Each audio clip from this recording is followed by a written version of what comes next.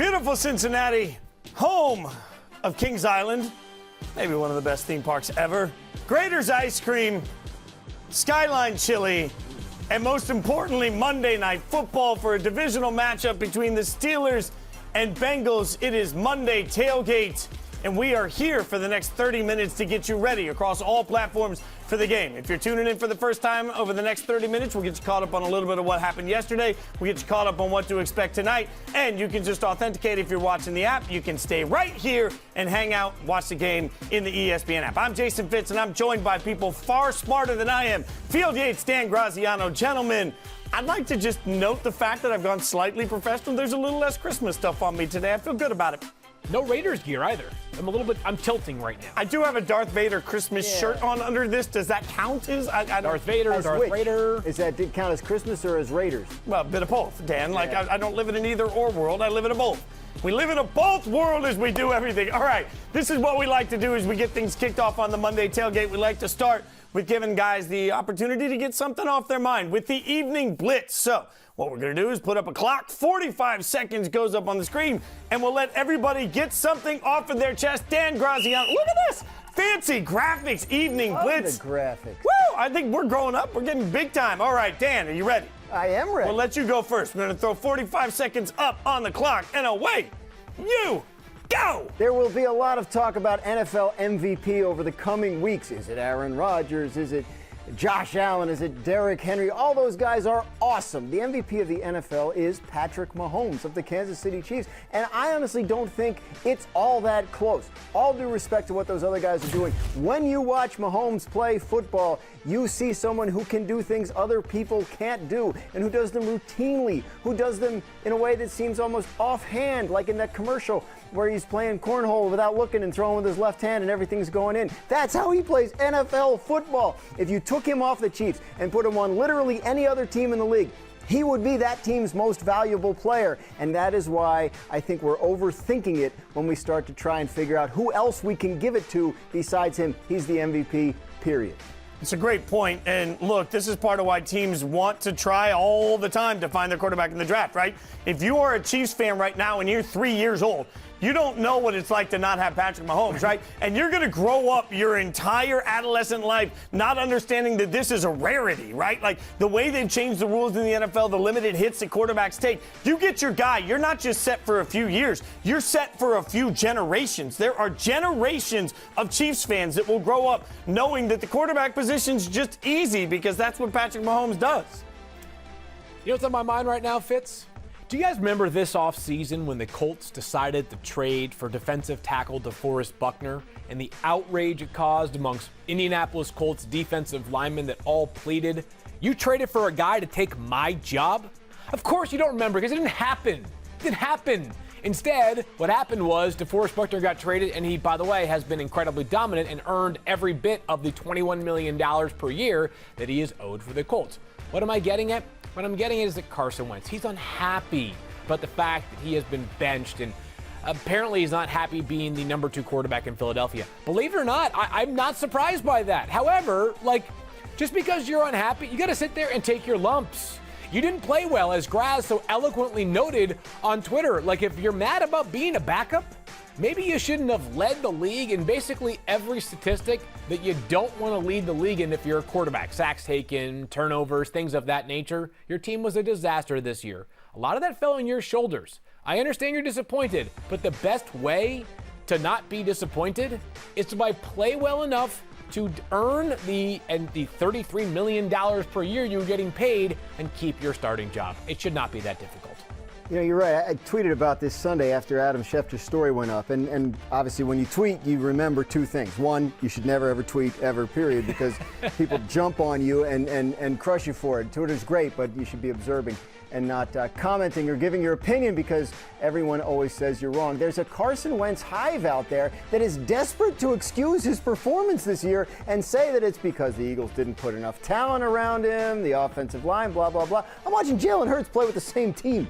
Right? And he looks great. Looks amazing. The fact that the Eagles had problems coming into this year meant more pressure was on Carson Wentz to deliver, and he went the other direction. You don't want to be a backup, don't play like one. That's a smart tweet, Dan, and I'll give you a little credit. Like, you're at least sober enough to tweet on Sundays. Not all of us on this show can say that. That's why you don't see a lot of tweets from me on Sundays. All right, Fields, you jumped the gun. I didn't get to put up a clock. Like, we can't have nice things. So I'm going to get it off my chest. See how we do this? I'm going to put 45 seconds on the clock. I'm going to hold myself accountable. And I'm going to get something off my chest with my little bit of evening blitz. And it starts with the concept of tanking. The Jets won yesterday, and that has everybody talking about tanking. Can we at least next year, when we have this conversation, slap somebody for it? Look, at some point, yeah, I realize front offices can sort of put their hands up and say, we're going to be bad this year, so let's just take our lumps. That's fine. But for the guys on the field, not just the players, but also the coaches, to believe that anybody standing on the field for the Jets every Sunday has anything other than winning on their mind was absolutely proven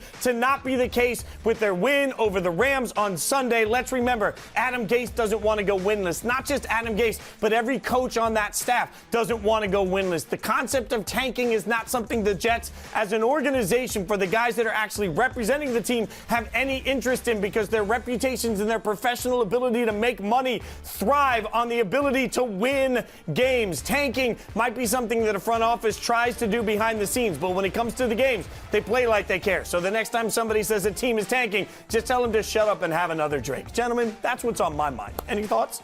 Yeah, I mean, look, it was the Dolphins last year, right? And we thought, oh, they're tanking. What the Dolphins did last year was they traded away guys to get high draft picks so that they could, not about getting the one pick, it's about being able to maneuver around in the draft. Those are high-value assets. So that's what you do if you're the front office. That's NFL, quote-unquote, tanking. Right, I was going to say, like, we've misinterpreted. Sometimes we just lump a lot of things under one umbrella. Like, analytics has basically become, like, if there's a number involved, it's an analytic.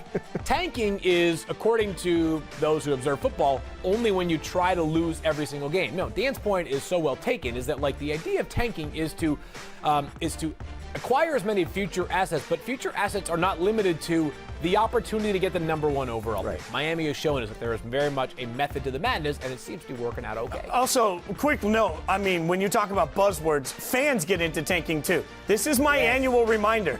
Bad teams are bad because they draft poorly. So wanting better draft, wanting more draft capital, wanting a higher pick, still trust that your organization isn't going to screw it up. Part of the reason you're bad is because your organization can't draft. So I don't understand why constantly we sit there as fans and say what we should do is root to lose. By the way, the Dolphins got their guy at 5 anyway last year, right? Yeah, tank for sure worked out pretty well. They didn't need to get to 1 to get him. I have a sneaking suspicion Trevor Lawrence is not going to be sitting there at 2 for the Jets. You never know. One thing I do know is for all this conversation about quarterbacks, all the conversation about Trevor Lawrence, there's a real conversation about who's going to stay, who's going to go, and now Field gets to play with fancy toys. All right, time now to get to the weekly touchscreen segment, and an interesting one right now as we're just 2 weeks away from the start of the offseason. Are we just going to gloss over the fact that you got fancy graphics now? Right. Like touchscreen time? Come on now, Field. Nice. Budget's increasing a little bit as the weeks move forward here. Nice. Yeah, we're getting a little bit more sophisticated by the week. Like it. Our topic du jour is whether quarterbacks are going to stay or go. We have 8 names, and again, 2 weeks away from the start of the offseason for at least 18 of the NFL teams. We'll go around the horn here. I'll start, and then Dan, and then Fitz for each one of these. I'm going to start with Cam Newton, and I'm going to say go. But the truth is I have no idea here. In part because, first of all, if Cam walks away, the Patriots, obviously, like Jarrett Stidham's not the answer long term. They have no answer. Now, that being said, economics are probably going to drive the Patriots' motivation to retain Cam Newton. If he wants a $25 million per year contract, because let me be the first to tell you, quarterbacks don't make like $8 to $10 million per season, that value does not exist, then I don't think it's a worthwhile multi-year investment at $25 million a year. Franchise tag seems fleeting to me. I think Cam Newton goes. I do not have a great feel on this one. Dan Graziano, I'll give you Carson Wentz. I think Carson Wentz stays. And I know obviously the noise we've heard over the weekend makes it sound like it's ugly there, and I believe it is ugly there. Yeah. But an offseason can sometimes help fix these things, and quite frankly, the contract is impossible to cut. And I think probably close to impossible to trade. I mean, if you're taking him on, you're taking on a $25 million a year guy who is definitely not playing like one this year. I think they keep him and they try to get him fixed. And if it's Jalen Hurts next year and they got to move on from Carson Wentz down the line, they make that decision. But I think he's there in camp next year. I think that's a fascinating one. I think it's a story, not the story. It's one of these stories of the offseason. As we know, there's been a lot of noise already, and there will surely be going forward. Dan, let's move forward to you and Mr. Trubisky, who had his fifth-year option declined. He's played well of late, well within the context of how he has performed previously. Stay or go?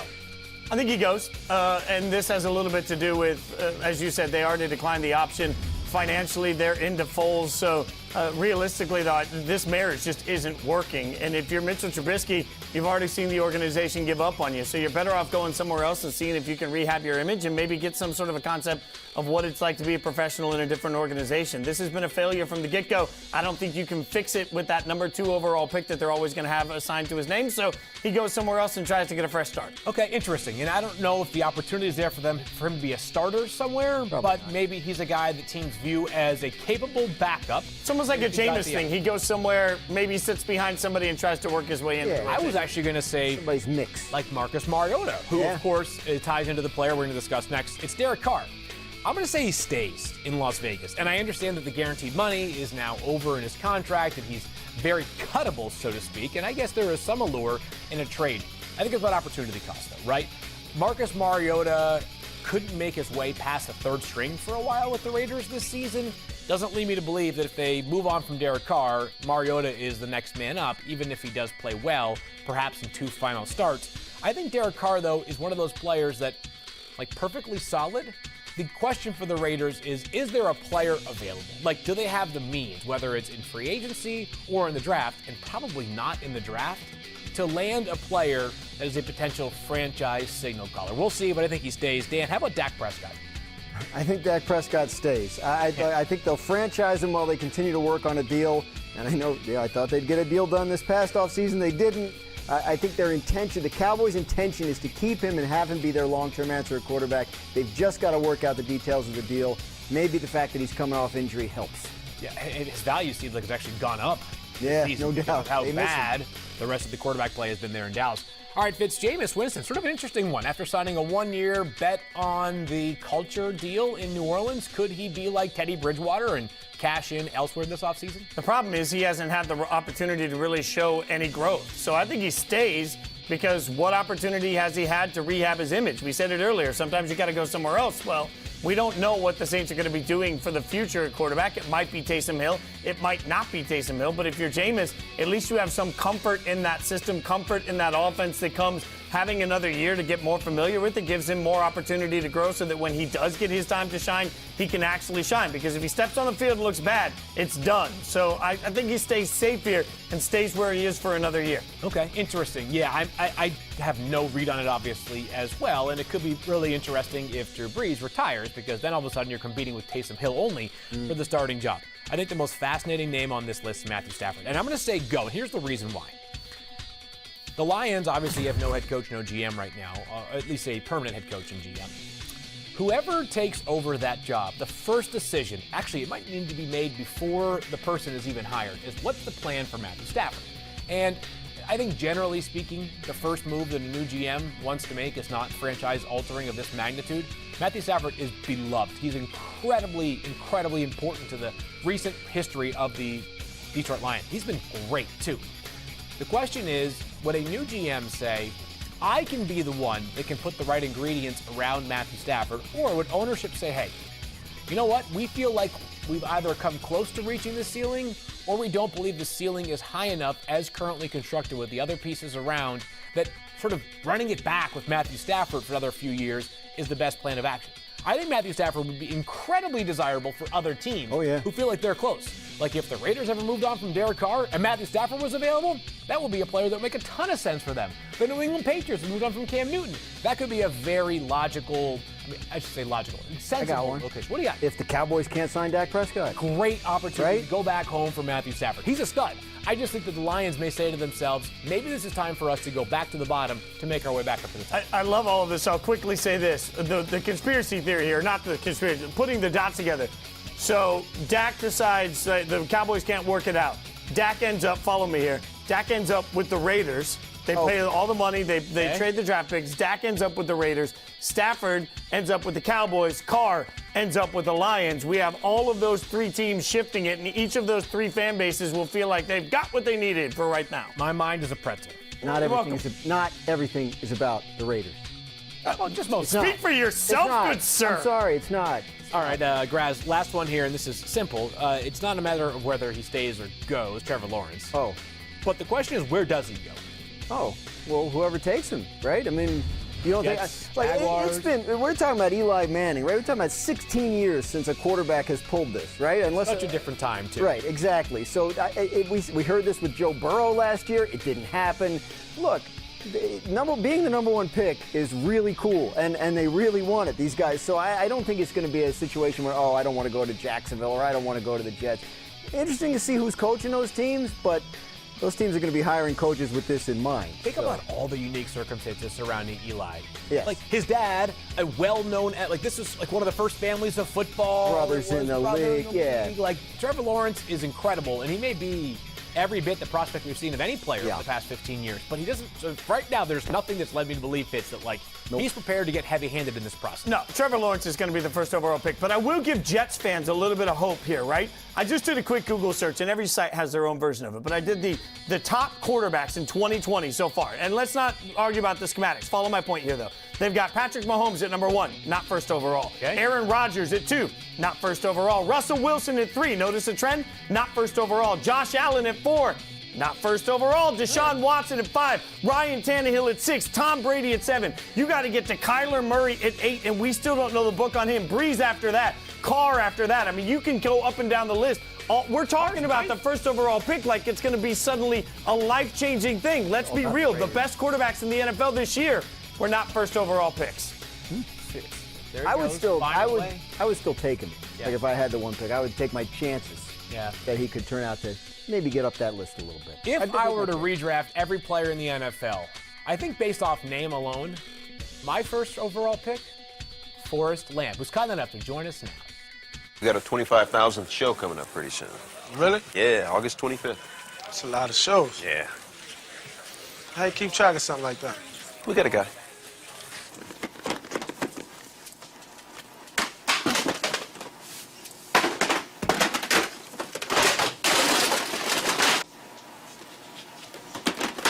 Hey, man. Last night's 11.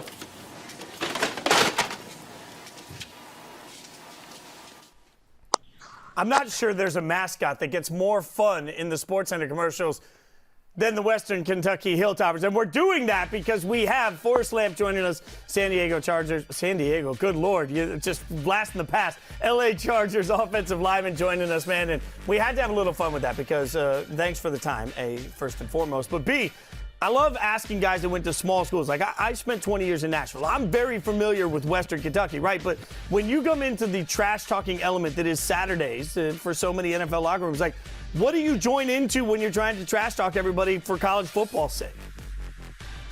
I mean, there's a lot of guys on the team from smaller schools. One of my teammates is Jalen Guyton, and he went to North Texas, who's also in Conference USA. So me and him can go at it a good bit here and there, which is nice to have another Conference USA guy on the team.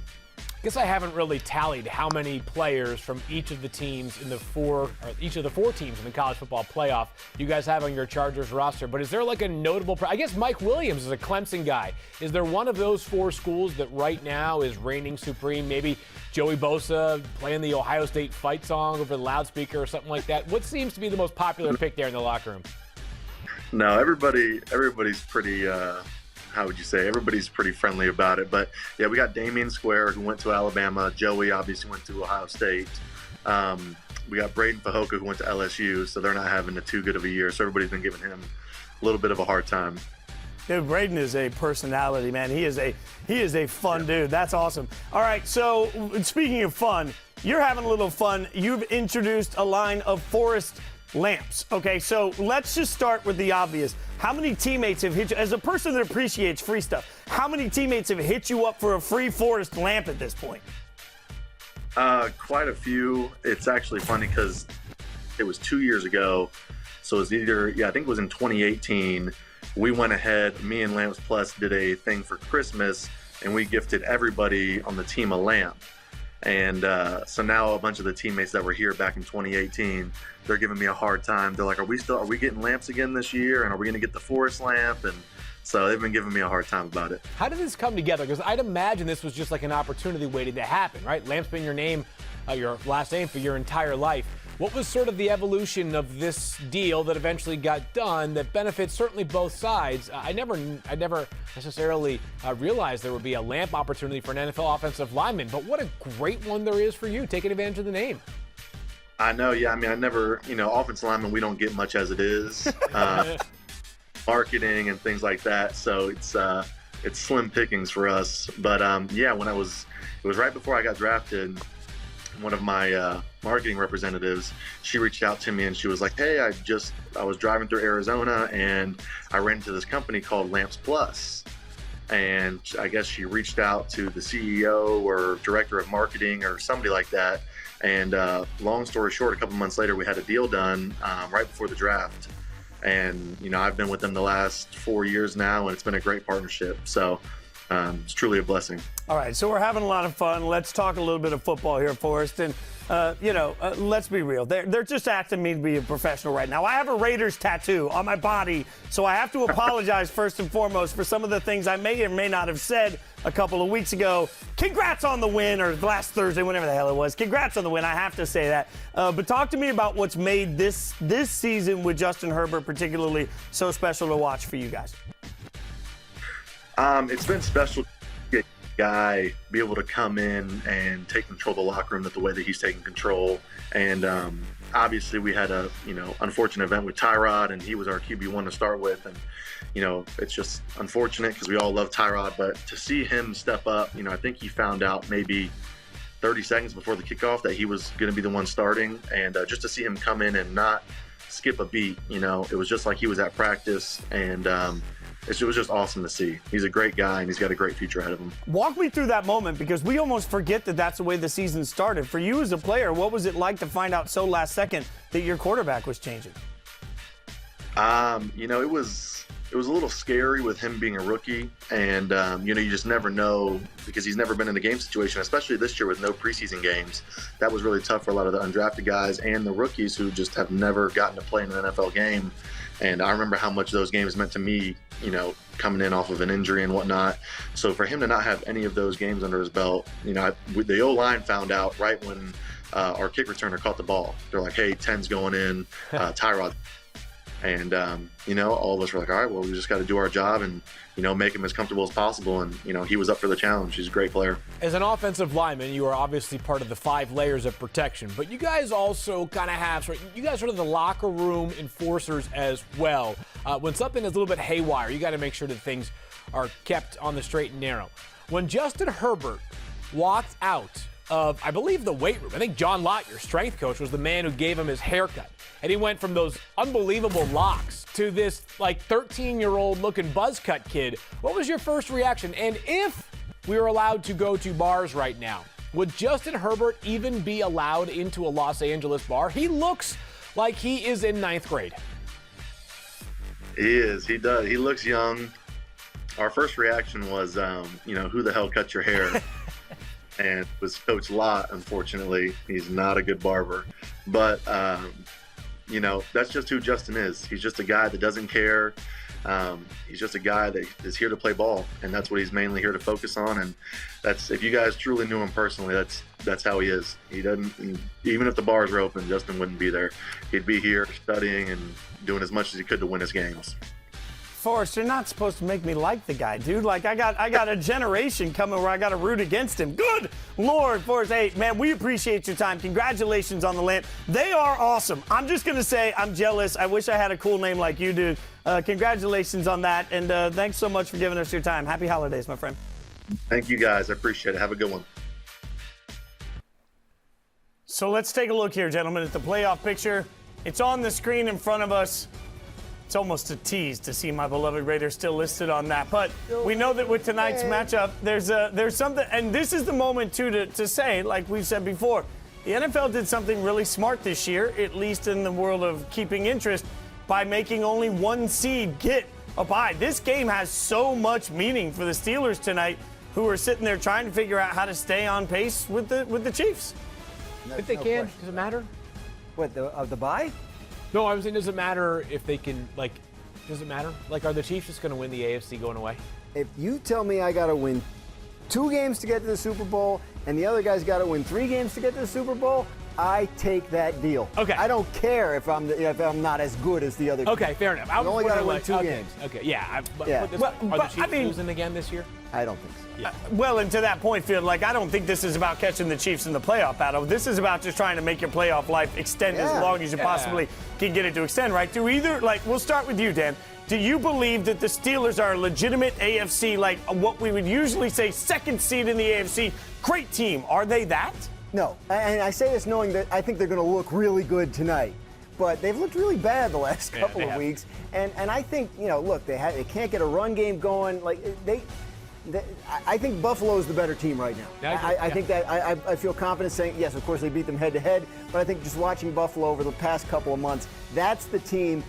That team in Baltimore, just because of the Lamar Jackson factor, those are the teams that would worry me if I were the Chiefs and if the Chiefs worried. True serum injected into the veins of Andy Reid. I would bet significant money, he says, the Bills are the one team I don't want to face in the playoffs. Now, they're still going to, they're still overwhelming favorites in the conference. But if they could choose a team to just eliminate from their slate somehow, they would choose Buffalo.